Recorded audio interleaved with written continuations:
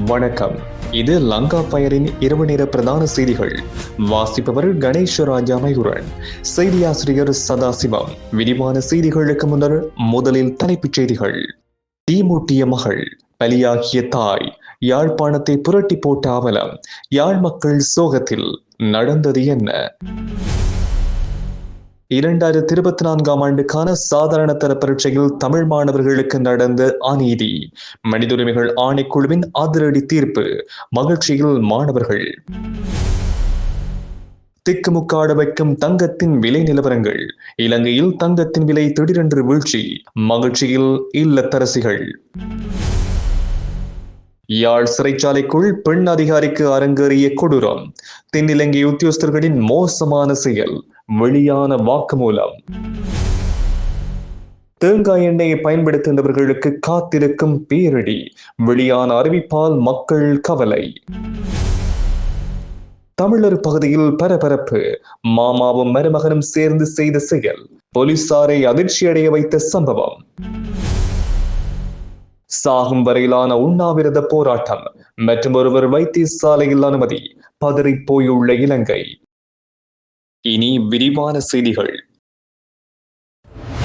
பாராளுமன்ற உறுப்பினர் ராமநாதன் அர்ச்சனாவுக்கு தொலைபேசியில் அச்சுறுத்தல் விடுக்கப்பட்டதாக பதிவு செய்யப்பட்ட வழக்கு நேற்று மல்லாக நீதிமன்றத்தில் விசாரணைக்காக எடுத்துக் கொள்ளப்பட்டது. தொலைபேசியில் தனக்கு கொலை அச்சுறுத்தல் விடுக்கப்பட்டதாக கடந்த வருடம் டிசம்பர் மாதம் 24ஆம் தேதி அன்று பாராளுமன்ற உறுப்பினர் ராமநாதன் அர்ச்சனா தெல்லிப்பளை போலீஸ் நிலையத்தில் முறைப்பாடு ஒன்றை பதிவு செய்திருந்தார். குறித்த முறைப்பாடு வலிகாமம் தெற்கு பிரதேச சபை உறுப்பினர்களான வரதராஜா, தனகோபி, சிவரூபன், லகிந்தன் மற்றும் மனோகரன் பிரதீபன் ஆகியோருக்கு எதிராக பதிவு செய்யப்பட்டிருந்தது. குறித்த முறைப்பாட்டினை அடுத்து கடந்த மாதம் 26ஆம் தேதி பிரதேச சபையின் 3 உறுப்பினர்களும் தெல்லிப்பளை போலீஸ் நிலையத்துக்கு அழைக்கப்பட்டு வாக்குமூலத்தை பதிவு செய்து கொண்டனர். அதனை அடுத்து சம்பவம் தொடர்பான வழக்கு நேற்று மல்லாக நீதிமன்றத்தில் விசாரணைக்காக எடுத்துக் கொள்ளப்பட்டது. இதன்பொழுது குற்றம் சாட்டப்பட்ட பிரதேச சபை உறுப்பினர்கள் உள்ளிட்டவர்கள் பிணையில் விடுதலை செய்யப்பட்டுள்ள நிலையில் அடுத்த வழக்கு எதிர்வரும் ஏப்ரல் மாதம் 30ஆம் தேதிக்கு தவணையிடப்பட்டுள்ளதாக தெரிவிக்கப்பட்டுள்ளது.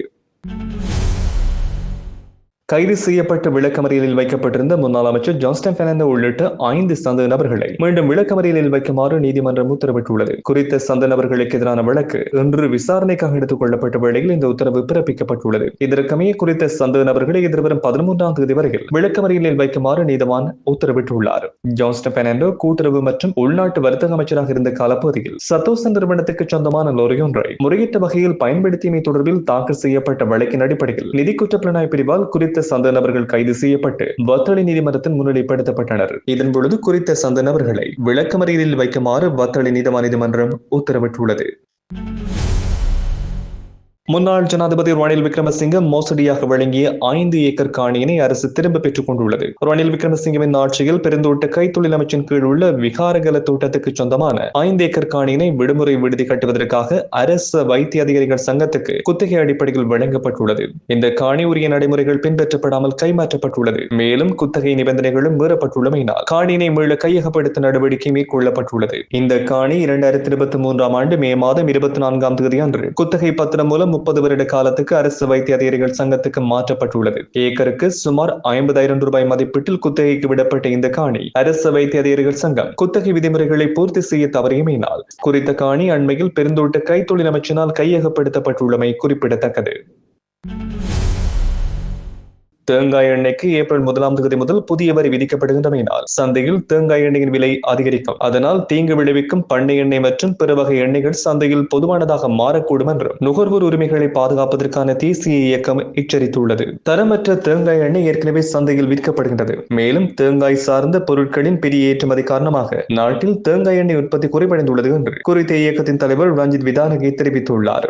இலங்கை பல்வேறு இனத்தவர்கள் வாழ்கின்ற ஒரு பல்லின நாடு. இலங்கை மக்களுக்கு ஒரு தனித்துவமான உணவு தயாரிப்பு முறைமை உள்ளது. இதன்படி பெரும்பாலான நுகர்வோர் தங்களது உணவை தயாரிக்க தேங்காய் எண்ணெயை பயன்படுத்துகிறார்கள். அதனால் தான் இலங்கை நுகர்வோருக்கு தேங்காய் எண்ணெய் இன்றியமையாத தேவையாக உள்ளது. அரசாங்கத்தின் புதிய வரி கொள்கையின்படி சந்தையில் தேங்காய் எண்ணெயின் விலை ஏப்ரல் மாதம் 1ஆம் தேதி முதல் அதிகரிக்க வாய்ப்பு உள்ளது. இதன் விளைவாக இந்த நாட்டில் நுகர்வோர் அதிக விலைக்கு தேங்காய் எண்ணெயை வாங்க வேண்டியிருக்கும். இதன்படி பாம் ஆயில் மற்றும் பிற வகை எண்ணெய்கள் சந்தைகளில் தவிர்க்க முடியாமல் அதிகமாக புழக்கத்துக்கு வரும். ஏனெனில் புதிய வரி திருத்தத்தால் தேங்காய் எண்ணெயின் விலை அதிகரித்து பாம் ஆயிலின் விலை குறைவடையும். அது மட்டுமல்லாமல் பாம் ஆயில் மற்றும் பல்வேறு வகையான எண்ணெய்களும் தேங்காய் எண்ணெயுடன் கலந்து தேங்காய் எண்ணெயாக சந்தைக்கு வரும். எனவே இது தொடர்பில் மக்கள் விழிப்போடு செயல்பட வேண்டும் என்றும் எச்சரிக்கப்பட்டுள்ளது.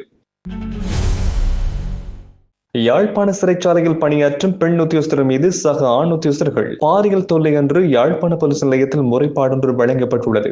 யாழ்ப்பாண சிறைச்சாலையில் பணியாற்றும் தென்னிலங்கையைச் சேர்ந்த பெண் உத்தியோகஸ்தர் மீது சிறைச்சாலையில் பணியாற்றுகின்ற சக தென்னிலங்கை உத்தியோகஸ்தர்களினால் பாலியல் தொல்லைக்கு உள்ளாகுவதாக முறையிடப்பட்டுள்ளது. முறைப்பாட்டின் அடிப்படையில் குற்றம் சாட்டப்பட்ட 3 சிறைச்சாலை உத்தியோகஸ்தர்களில் 2 நேற்று போலீஸ் நிலையத்துக்கு அழைக்கப்பட்டு வாக்குமூலம் பெறப்பட்டதோடு 3வது உத்தியோகஸ்தருடன் எதிர்வரும் திங்கட்கிழமை சமூகம் அளிக்குமாறு போலீசார் அறிவுறுத்தியுள்ளார்கள்.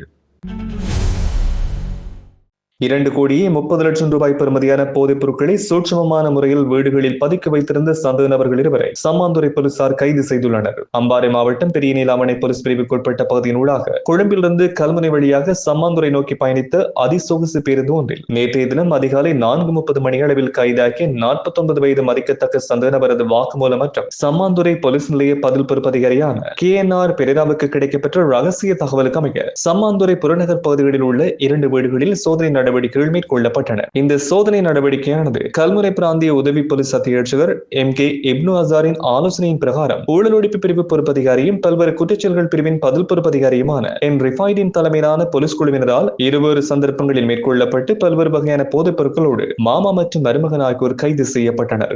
இவ்வாறு கைது செய்யப்பட்ட குறித்த 2 சந்தேக நபர்கள் வசமிருந்த குஷ், கேரளா கஞ்சா, ஐஸ், ஹெரோயின் உட்பட்ட பல வகையான போதைப் பொருட்கள் கைப்பற்றப்பட்டதாகவும் தெரிவிக்கப்பட்டுள்ளது. இந்த நடவடிக்கைகளில் கைது செய்யப்பட்ட 2 சந்தேக நபர்களும் மேலதிக விசாரணைகளுக்காக உட்படுத்தப்பட்டுள்ளதாகவும் தெரிவிக்கப்பட்டுள்ளது. 47 மற்றும் 68 வயதினை கொண்ட 2 சந்தேக நபர்களும் சம்மாந்துறை பகுதியில் நீண்ட காலமாக போதைப்பொருள் வியாபாரத்தில் ஈடுபட்டு வந்துள்ளமை விசாரணைகளின் மூலம் தெரிய வந்துள்ளது. கைதாகிய பிரதான 2 சந்தேக நபர்களையும் சம்மாந்துறை நீதவான் நீதிமன்றத்தில் சட்ட நடவடிக்கைகளுக்காக முன்னிலைப்படுத்த நடவடிக்கைகள் மேற்கொள்ளப்பட்டுள்ளதாகவும் தெரிவிக்கப்பட்டுள்ளது.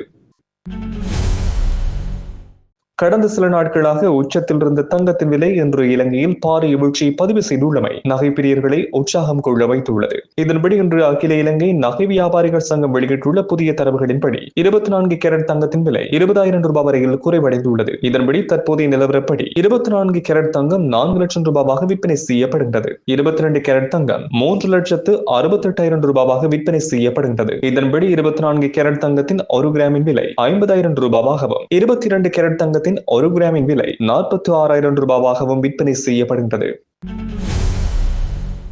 இலங்கை பாடசாலை அபிவிருத்தி உத்தியோகஸ்தர்கள் சங்கத்தினரால் ஜனாதிபதி செயலகத்துக்கு முன்பாக ஆரம்பிக்கப்பட்ட சாகும் வரையிலான உண்ணாவிரத போராட்டத்தில் ஈடுபட்டிருந்த மற்றொரு உத்தியோகஸ்தர் இன்று காலை வைத்தியசாலையில் அனுமதிக்கப்பட்டுள்ளார். அவரது உடல்நிலை பாதிக்கப்பட்டமையின் காரணமாகவே இவ்வாறு வைத்தியசாலையில் அனுமதிக்கப்பட்டுள்ளதாக தெரிவிக்கப்பட்டுள்ளது. 7 வருடங்களாக பாடசாலைகளில் கற்பித்தல் நடவடிக்கைகளில் ஈடுபடும் தங்களை உடனடியாக ஆசிரியர் சபைக்குள் உள்வாங்குமாறு கோரி இலங்கை பாடசாலை அபிவிருத்தி உத்தியோகஸ்தர்கள் சங்கம் கடந்த ஜனவரி மாதம் 26ஆம் தேதி முதல் ஜனாதிபதி செயலகத்துக்கு முன்பாக சத்தியாகிரக போராட்டத்தை ஆரம்பித்தனர். இதற்கு அதிகாரிகளிடமிருந்து உரிய பதில் கிடைக்காத காரணத்தினால் அவர்கள் அன்று மாலை அதனை சாகும் வரையிலான உண்ணாவிரத போராட்டமாக தீவிரப்படுத்தினர். இந்த சாகும் வரையிலான உண்ணாவிரத போராட்டம் இன்று 5வது நாளாகவும் முன்னெடுக்கப்படுகின்றது. உண்ணாவிரதத்தில் ஈடுபட்டிருந்த 4வரில் ஒரு பெண்ணும் மற்றும் ஒருவரும் உடல்நிலை பாதிக்கப்பட்டமையின் காரணமாக ஏற்கனவே வைத்தியசாலையில் அனுமதிக்கப்பட்டனர். மீதமிருந்த 2 தொடர்ந்து சாகும் வரையிலான உண்ணாவிரதத்தில் ஈடுபட்டு வந்த நிலையில் அவர்களில் ஒருவரின் உடல்நிலை பாதிக்கப்பட்டதை அடுத்து இன்று காலை அவரை வைத்தியசாலையில் அனுமதிக்க நடவடிக்கை மேற்கொள்ளப்பட்டதாக தெரிவிக்கப்பட்டுள்ளது. யாழ்ப்பாணத்தில் மகள் பற்ற வைத்த நெருப்பில் வயோதிப தாயொருவர் உயிரிழந்த சம்பவம் ஒன்று நேற்று பதிவாகியுள்ளது. அரியாலையைச் சேர்ந்த பரமசிவம் பரமேஸ்வரி என்பவரை இவ்வாறு உயிரிழந்துள்ளார். இது குறித்து மேலும் தெரிய வருவதாவது, பரமசிவம் பரமேஸ்வரி என்பவர் தனது மகளுடன் வசித்து வந்துள்ளார். கடந்த 17ஆம் தேதி இவரது மகள் வீட்டுக்கு அருகே உள்ள குப்பைக்கு தீயினை பற்ற வைத்துள்ளார். பின்னர் வீட்டை பூட்டிவிட்டு வெளியே கடைக்கு சென்றுள்ளார். இதன் பொழுது தாயார் வீட்டினுள் உறங்கிக் கொண்டிருந்துள்ளார்.